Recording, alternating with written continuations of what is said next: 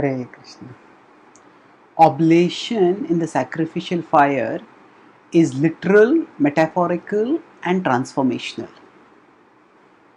So, the Bhagavad Gita talks about the concept of yajna repeatedly, and especially in the fourth chapter. It introduces the concept in the third chapter from the ninth verse onwards, and then it talks about it in the various forms of yajna in the fourth chapter. From 4.23 onwards, the various conceptions of yajna are talked forward. From 4.23 the mention comes, then 4.25 onwards till almost 4.33 the various yajnas and their consequences, their forms and their understanding and their fruit, all this is talked about. So when Krishna talks about the yajna, what is he referring to actually? So for example, in the 23rd verse it says yajnaya charatah karma samagram praviliyate gata sangasya muktasya jnanavastita chetasaha yajnaya charatah karma samagram praviliyate. So he says gata sangasya muktasya, give up attachment, one being free from attachment. Jnanavastita chetasaha, become situated in knowledge. Yajnaya charatah karma, and yajnaya acharatah karma, act for yajna. And then what will happen by that? Samagram praviliyate, samagram, that one will attain transcendence. So here Krishna talks about yajna, yajnaya acharatah karma, act in the mood of yajna. Now the Bhagavad Gita does talk about literal fire sacrifices also, but here he's talking about act in the mood of sacrifice. Yajnaya acharatah karma, do your work in the mood of sacrifice. And then later Krishna talks about in the fourth chapter itself, sarve pete yajna vido yajna kshapita kalmashaha yajna shishtamrita bhujo yanti brahma sanatanam.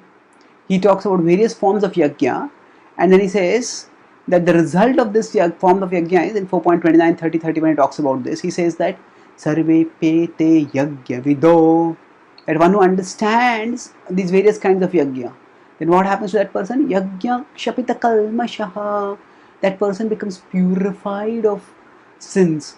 Kshapita kalmashaha, and yajna shishtamrita bhujo, that person gets the fruit of yajna, yajna shishta amrita, nectarian results of yajna gaze, and yanti brahma sanatanam, and thus the person attains the supreme spiritual reality, yanti brahma sanatanam.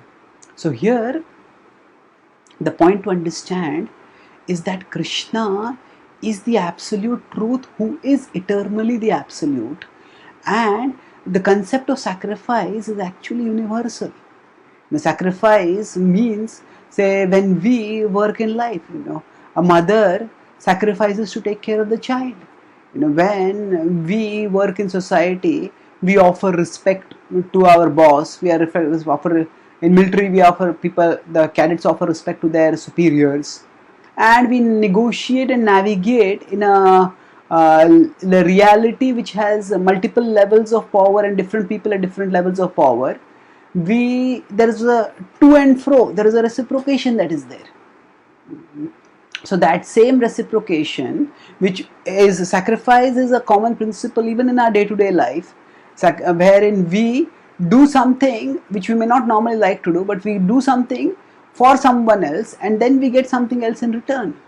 So now this principle was embodied in fire sacrifices, wherein the idea was that when we give what is dear for us, that we offer into the fire becomes the means by which that object goes to the devtas, goes to the gods, and they give us the results of they give us what we want, what we need. Devan bhavayatanena te deva bhavayantu vaha parasparam bhavayantah shreya paramavapsyatha.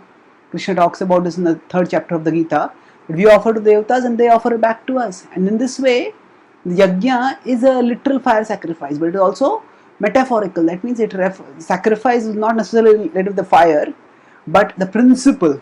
So whatever it is for some higher cause we give up, then that object for which is a higher cause for which we are giving up, that becomes the sacrificial fire, and what we are offering, that becomes the oblation. And this oblation in a sacrificial fire is transformational. At the highest level, Krishna becomes the sacrificial fire, and our consciousness becomes the offering.